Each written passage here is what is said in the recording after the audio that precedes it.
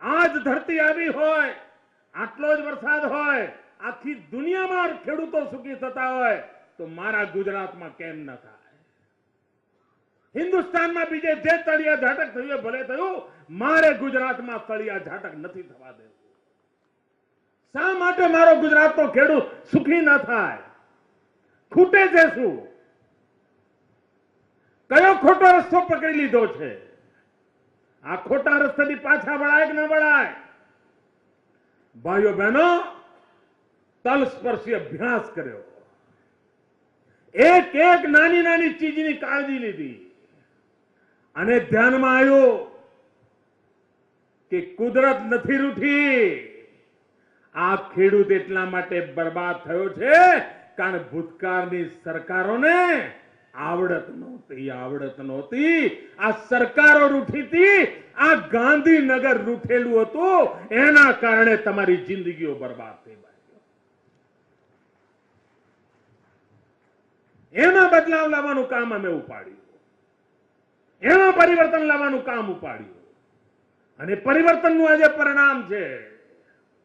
ભાઈઓ બહેનો, ખેડૂતને કયા રસ્તે ચડાવી દીધો હતો તમે યાદ કરજો મિત્રો. જે ખેડૂત ભાઈઓ બેઠા છે બધા યાદ કરે. આજથી 10 વર્ષ પહેલા ખેડૂતો ભેગા થાય, એક જ વિષયની ચર્ચા કરે, એક જ વિષયની.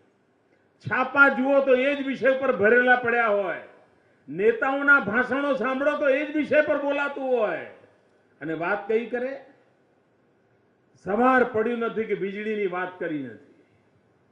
વીજળી આપો, વીજળી નહીં આપો તો ખેડૂત મરી જશે, વીજળી નહીં આપો તો આમ થશે. આવું જ બધું ચલાયું અને આ રાજ્યના ખેડૂતોને એમણે વીજળીના તાર પકડાઈ દીધા.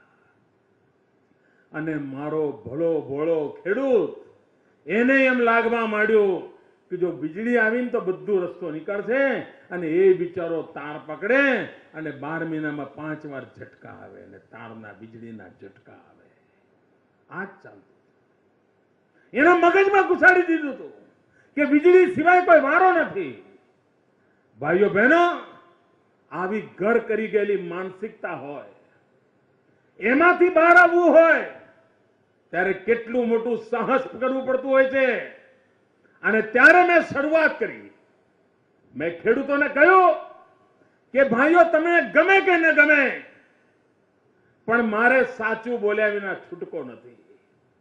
કારણ હું મારા ખેડૂત ભાઈઓને બરબાદ થતા જોઈ શકતો નથી. હું મારા ગામડાને બરબાદ થતા જોઈ શકતો નથી. ખેડૂતના દીકરાઓ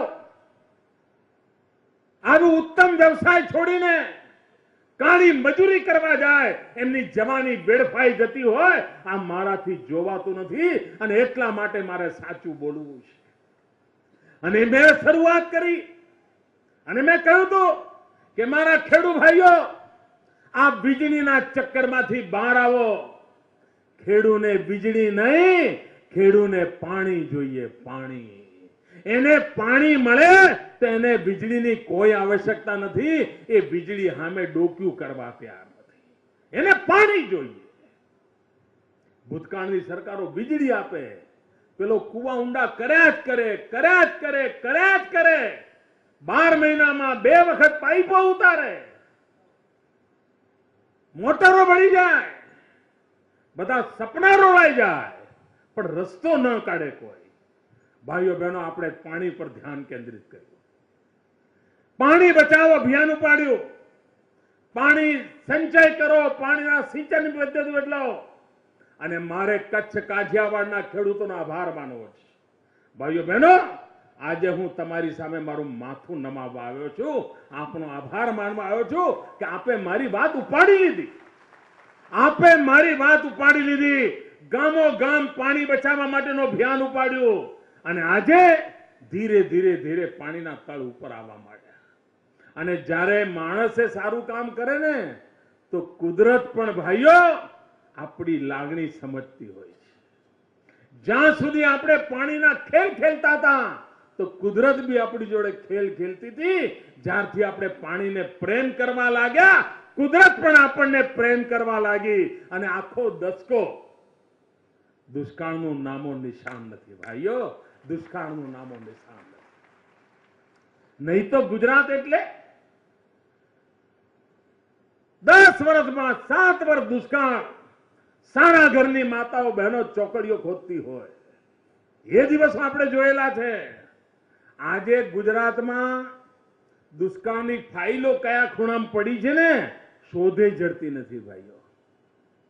કારણ મારા ગુજરાતે, મારા ગુજરાતના ગામડાએ, મારા ગુજરાતના ખેડૂતે પાણીને પ્રેમ કરવાનો રસ્તો ઉપડાયો અને જ્યારથી એને પાણીને પ્રેમ કરવાનો રસ્તો ઉપાડ્યો છે ત્યારથી આપણા ત્યાં લીલોતરી આવવા માંડી છે ભાઈઓ.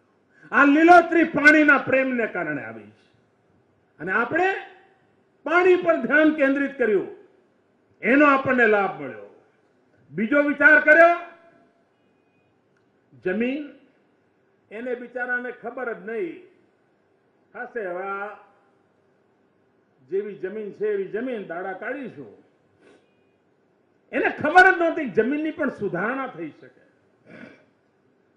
જમીનની માવજત થઈ શકે. એને તો કેવું, બાજુવાળાએ પીળો પાવડર નાખ્યો એટલે એ 2 બોરી પૂરો પાવડર લઈને નાખી દે, ખાતર લઈને નાખી દે. એને જોયું પેલા રામજી કાકા ત્યાં 5 બોરી પીળું આવ્યું છે એટલે એ કે આપણે 6 બોરી લગાવો. સાહેબ ખાતરના ઢગલા કર્યા ખેતરોમાં, રૂપિયા ખર્ચી નાખ્યા, પીળા ને લાલ ને લીલા ને જે પાવડર જે પકડાવી જાય એ પાવડરો લઈને નાખ્યા જ કરે. જમીન બગાડતા જ ગયા, બગાડતા જ ગયા, બગાડતા જ ગયા. પાણીને પ્રેમ કર્યો. મેં સમજાવ્યું ભાઈ આ જમીન એને તો દર વર્ષે સુધારવાનું કામ કરવાનું હોય, એને બગડવા ન દેવાય.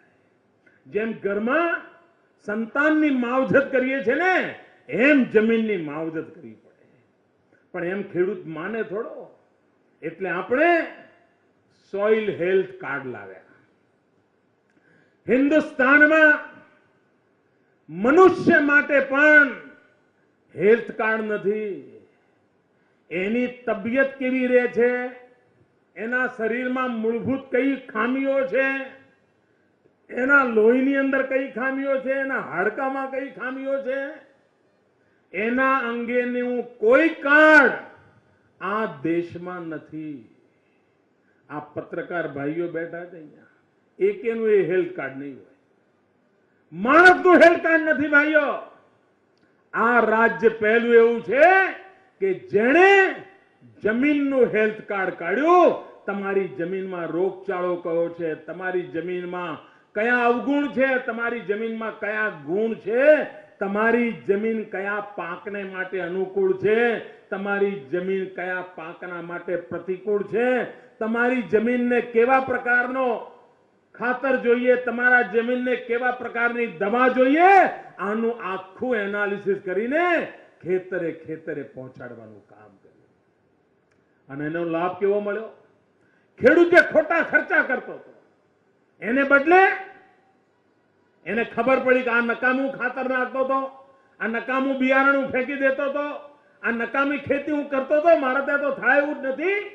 અને એનું પરિણામે આવ્યું કે ખાતરના પૈસા બચ્યા, દવામાં વેડફાઈ જતા પૈસા બચ્યા, અને પાક સાચો પકવવાને કારણે એની ઉપજ વધી, અને એક પાક પછી બીજો પાક કયો લેવો એની સમજણ પડવાને કારણે પાક જ જમીન સુધારવાનું કામ કરવા માંડ્યું.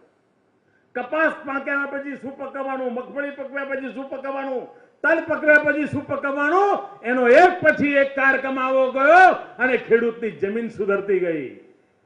પાણીની ચિંતા કરી, જમીનની ચિંતા કરી, બિયારણની જરૂરિયાત ઉભી થઈ. બિયારણ માટે સંશોધનો કર્યા. એક યુનિવર્સિટી હતી એગ્રીકલ્ચરની, 4 યુનિવર્સિટીઓ બનાવી. દરેક યુનિવર્સિટીને કામ સોંપ્યું કે ભાઈ જુનાગઢની કૃષિ યુનિવર્સિટી હોય તો કચ્છ અને કાઠિયાવાડની આવશ્યકતાઓ કઈ છે એના ઉપર કામ કરે. એને વલસાડમાં શું જરૂરિયાત છે એના માટે ટાઈમ બગાડવાની જરૂર નથી. વલસાડની જરૂરિયાત નવસારી વાળા કરશે, બનાસકાંઠાની જરૂરિયાત દાંતાવાડા વાળા કરશે, મધ્ય ગુજરાતની જરૂરિયાત આણંદ વાળો કરશે, મારે તો જુનાગઢની અંદર મારી કૃષિ યુનિવર્સિટી કચ્છ કાઠિયાવાડના ખેડૂતોને શું જોઈએ છે એના માટે સંશોધન કરે અને સરકારે કરોડો રૂપિયા આપવા માંડ્યા. એના કારણે બિયારણોમાં સુધાર આવવા માંડ્યો, નવી નવી ટેકનોલોજી આવવા માંડી, ખેડૂતનો પણ વિશ્વાસ બેઠો. ભાઈઓ બહેનો પહેલા પણ કપાસ પકવતા હતા, પરંતુ આપણો કપાસ દુનિયાના બજારમાં કોઈ પૂછતું નહોતું. પાણી, જમીન અને બિયારણમાં વૈજ્ઞાનિક પદ્ધતિએ પ્રયાસ કર્યો, એનું પરિણામ આવ્યું કે આજે મને યાદ છે 2001-2 માં 23 લાખ ગાંસડી કપાસ થતો હતો. 23 લાખ. આવડું મોટું ગુજરાત, આટલા બધા ખેડૂતો અને માંડ 23 લાખ ગાંસડી કપાસ થતો હતો.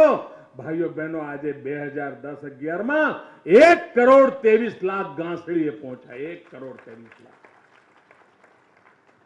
ખેડૂતે મહેનત કરી, સરકારે આયોજન કર્યું, કૃષિ યુનિવર્સિટીઓ સંશોધન કર્યું, કૃષિ મહોત્સવ દ્વારા ગામડે ગામડે વાત પહોંચાડી અને એક જબરદસ્ત ક્રાંતિ આવી.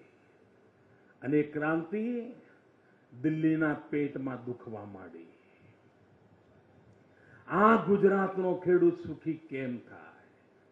આ ગુજરાતના ગામડામાં હીરો હોન્ડા કેમ આવી? આ ગુજરાતનો ખેડૂત ગામડામાં તો ઘર બનાવે, શહેરમાં બી નવો ફ્લેટ ક્યાંથી લેવા માંડ્યો? આ ગુજરાતના ગામડાનો ખેડૂત રહેતો ગામડામાં હોય, લગ્ન ગામડામાં કરે ને શહેરમાં આવીને રિસેપ્શન કેમ કરવા માંડ્યો? આ ગામડામાં રહેનારો ખેડૂત, એના છોકરા શહેરમાં આવીને મોટી શાળાઓમાં ભણતા કેમ થયા? આ ગામડાનો ખેડૂત એના ઘરમાં પેલા એકેય મજૂર નહોતો રાખતો, આજે 8-8 મજૂર ક્યાંથી રાખવા માંડ્યો? આ બધી વાતોએ દિલ્હીની ઊંઘ હરામ કરી દીધી. ભાઈ, એમના પેટમાં તેલ રેડાણું છે અને એમણે સોપારી લીધી છે ગુજરાતના ખેડૂતને બરબાદ કરવાની. એમણે સોપારી લીધી છે ગુજરાતનું ગામડું બરબાદ કરવાની. ભાઈઓ બહેનો, હું ખૂબ દુઃખ સાથે કહું છું મિત્રો.